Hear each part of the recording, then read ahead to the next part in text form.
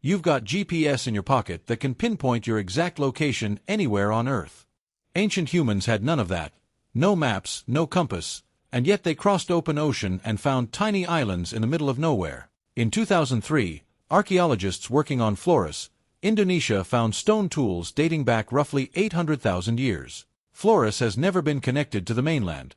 At least 12 miles of open ocean separated it from the nearest land. The first watercraft were almost certainly accidents that got repeated on purpose. Someone survived a crossing, realized it worked, and did it again.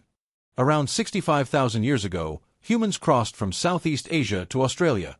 At least 60 miles of open water, with no visible land. Someone built something that could float, pointed it toward open ocean, and paddled toward a place they had no proof existed. So how did they navigate without maps? Ocean swells move in consistent patterns that bend and reflect around islands. Skilled navigators could feel those changes through the movement of a canoe long before land was visible. Certain seabirds fly out to fish in the morning and return to land every evening. Follow their flight path at dusk, and they'll lead you home. Clouds often form differently over islands than over open ocean, sometimes taking on a greenish tint from reflected lagoon water. At night, the stars themselves became the map, rising and setting at consistent points on the horizon, allowing a trained navigator to hold a course for days. The Polynesians built double-hulled canoes, loaded them with food, water, animals, and entire families. Some of these voyages covered over 2,500 miles of open water with nothing in between. They reached Hawaii, Easter Island, New Zealand,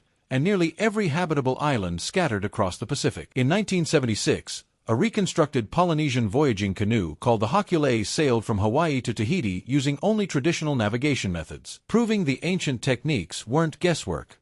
They were a real, learnable, transmissible science. Long before writing, long before compasses, long before anyone drew a single map, humans were already reading the ocean itself. Memorable. They didn't need a map because they built one, using nothing but attention, memory, and an ocean that never stopped talking to anyone paying close enough attention to listen.